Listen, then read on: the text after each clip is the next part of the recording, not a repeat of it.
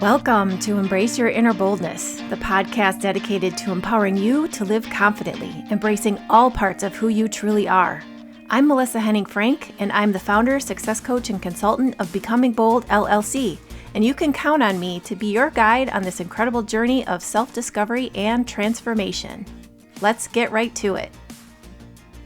Hello, and welcome back to another episode of Embrace Your Inner Boldness, the space where we confront the things we don't talk about, we get honest, we get brave, and we talk about what it really takes to lead yourself and others with courage, confidence, and being true to yourself.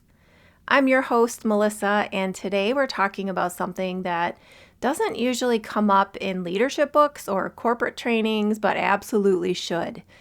Many of the leaders I've worked with in my experience as an HR business partner and talent development manager consistently struggled trying to improve the performance of their teams. And many of those leaders would get stuck in their own behavior patterns that they either weren't aware of or maybe were in denial of. So here's the question I want you to sit with. Is your inner child running the show? Yep, it's a question you need to consider, especially if you're a leader. Think about this. Is that younger version of you, the one who learned to stay small, to avoid conflict, to chase approval, still influencing how you show up today, especially when you're leading others or even just leading yourself? Because here's the truth. No matter how many titles you've earned, how many goals you've hit, or how confident you appear on the outside, if you haven't made peace with your inner child, they might still be calling the shots.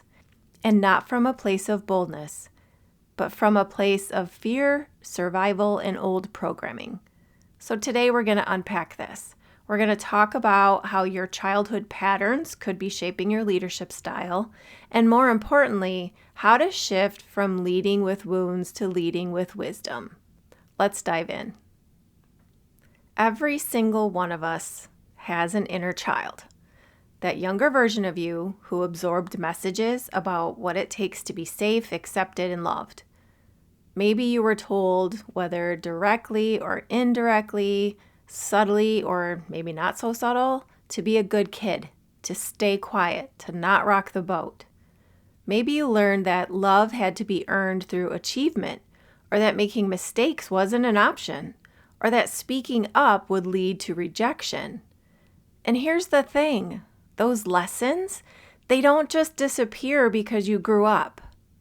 You might be sitting in a leadership role right now, whether that's managing a team, running your own business, raising a family, or simply leading yourself through life and still be driven by those old survival strategies. Let me give you an example from my own journey. I grew up in a home where conflict felt really dangerous. I learned early on to be the peacekeeper, to stay small, stay agreeable, to avoid rocking the boat at all costs. Fast forward to adulthood, there I was in leadership positions and positions of influence, coaching others, building my business even, and guess what? That same little girl who was terrified of conflict was still showing up in some instances. I found myself avoiding tough conversations. I was overthinking how people would react if I stood firm in my boundaries, if I even had boundaries. And I didn't do this because I didn't know better as an adult, but because my inner child was still whispering, keep the peace, stay safe, don't upset anyone, be perfect. Does that sound familiar to you? If you've ever wondered why you freeze up before giving feedback, or why you over-apologize in meetings if you speak up at all, or why you hesitate to take bold action even when you know it's the right move, there's a good chance that your inner child is in the driver's seat. Let's get specific. It's possible that you're so used to being led by your inner child that you think it's just who you are or it's just how you are. The important thing to note here is if you're experiencing discomfort in your leadership role, especially when it comes to navigating all sorts of personalities and situations, there's absolutely a way to make life easier for yourself all the way around. Here are 5 signs that your inner child might be running your leadership whether you realize it or not. Number 1, you avoid conflict like the plague. You'd rather stay silent than risk being disliked. You sugarcoat things, you delay hard conversations, or you just hope problems will kind of work themselves out. Number 2, you crave validation.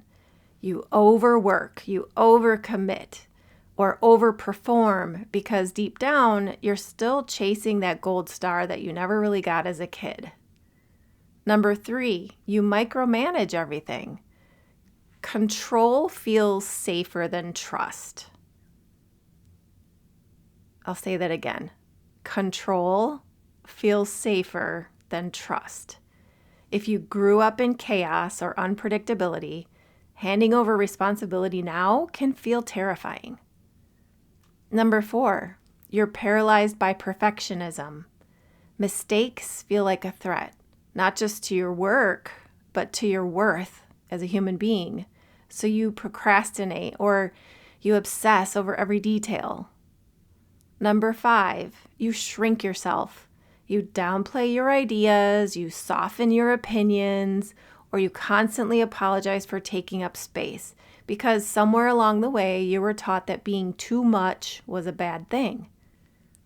Take a moment and check in with yourself. Where do you see these patterns showing up? Because awareness is always the first step to increase your emotional intelligence. Here's the good news. You're not stuck with these patterns, but you can't ignore them and expect to lead with confidence. You've got to reparent yourself. And okay, I know that might sound weird, but as I always say, substitute the word interesting instead of saying weird, and you open your mind to more possibilities.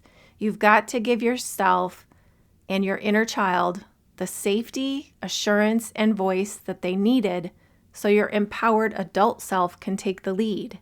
And here's how to start. Number 1, notice your triggers.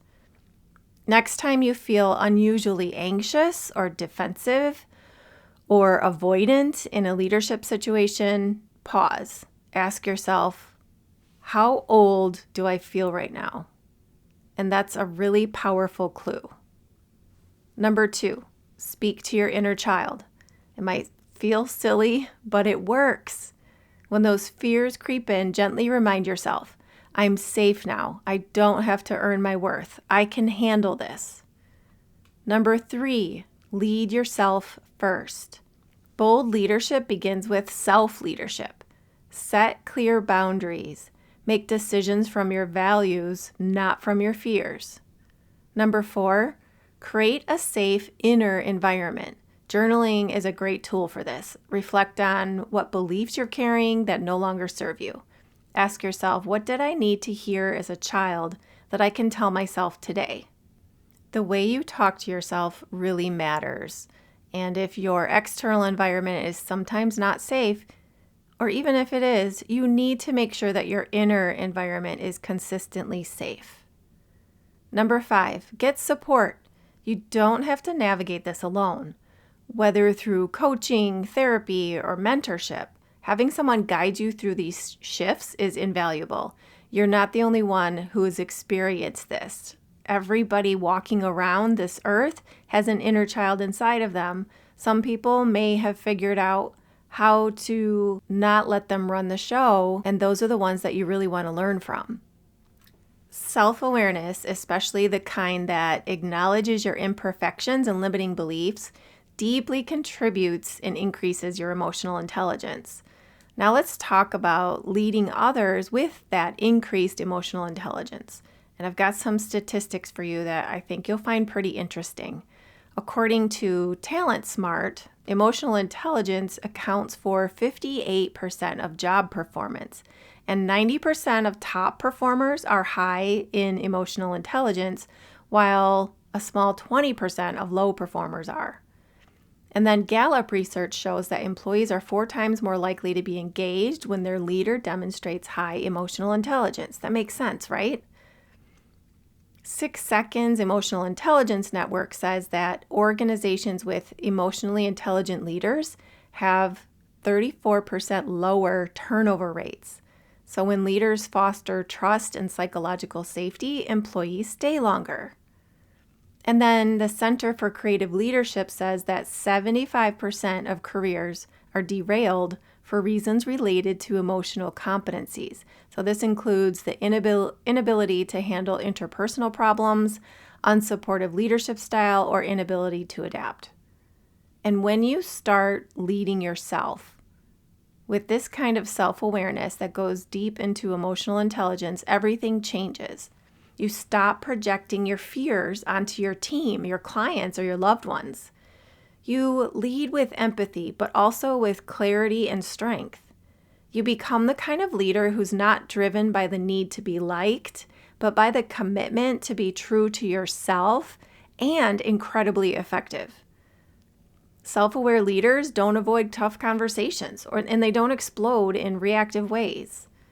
When leaders aren't driven by fear or the need for approval, hello, inner child, they make clearer, more strategic decisions aligned with long-term goals.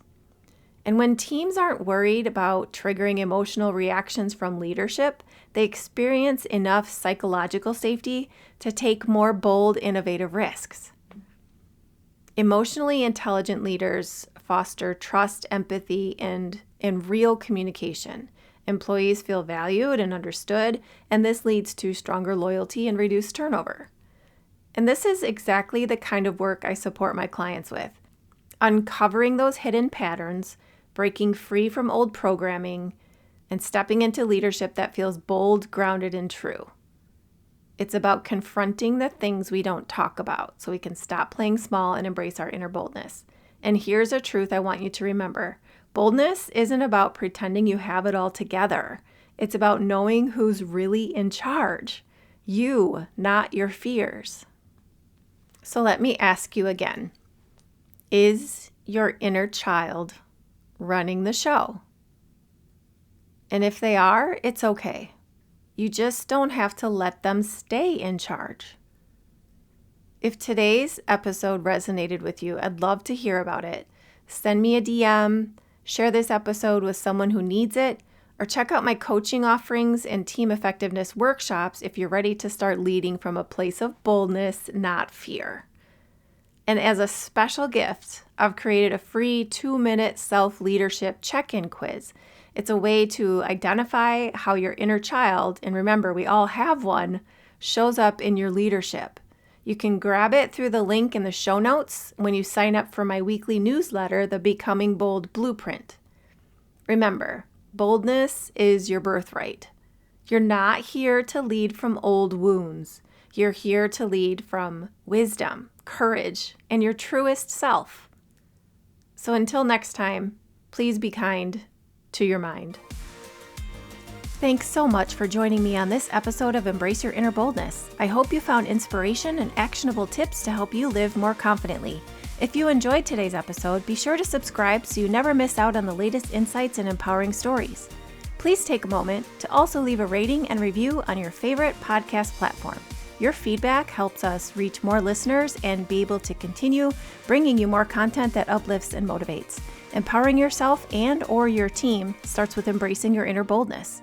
When we stop playing small, we open the door to limitless potential. Remember, the only limit to your greatness is the one you set for yourself. Stay bold, stay fearless, and let's make this journey unforgettable.